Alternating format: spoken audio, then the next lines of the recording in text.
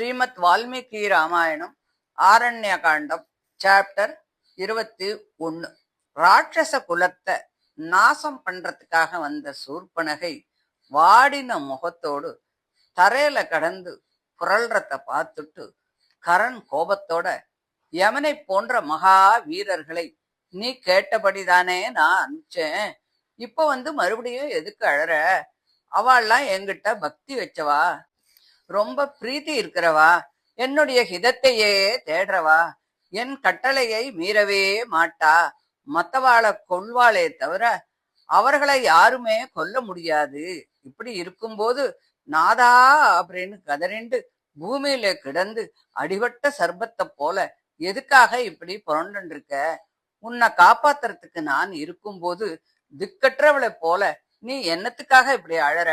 எழுந்துரு, பயப்படாத, கவலையெல்லாம் விடு அப்படின்னு சொல்லி சூர்பனகைய சமாதானம் பண்றாள்.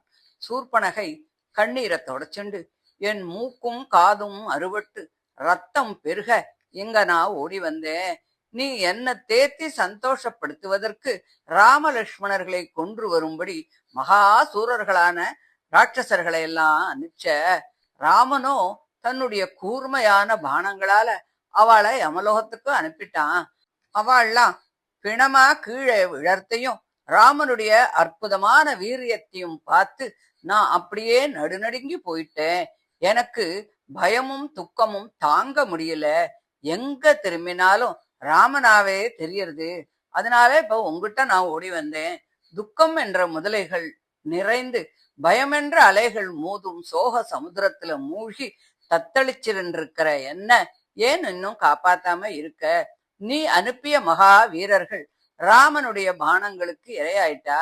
அவர்களிடத்திலும் என்னிடத்திலும் உனக்கு இரக்கம் இருந்தா, உனக்கு தேஜஸ் இருந்தா, ராமனோடு யுத்தம் செய்ய உனக்கு திறமை இருந்தா, தண்டகாரண்யத்துக்கு ராட்சச குலத்தை அழிக்க கங்கணம் கட்டின்னு இருக்கக்கூடிய அந்த ராமனை நீ ஜெயித்து காட்டு.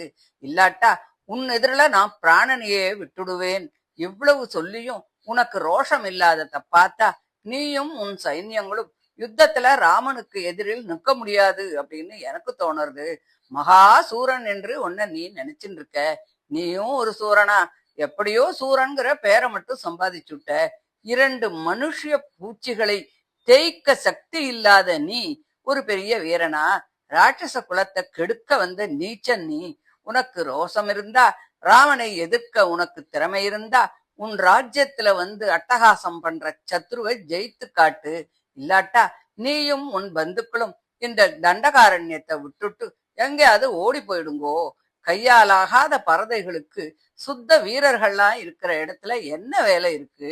விளக்கு வெட்டு பூச்சியை போல ராமனுடைய தேஜஸ்ல விழுந்து நீ சாம்பலாக போற. அந்த தசரத புத்திரனான ராமன் அல்லவா தேஜஸ்வி, அவன் அல்லவா மகாவீரன்.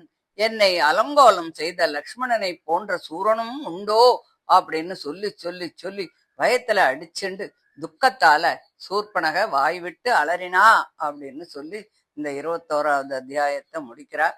இதை தொடர்ந்து 22வது அத்தியாயத்தை அடுத்த ஆடியோவில் பார்க்கலாம். தேங்க்யூ.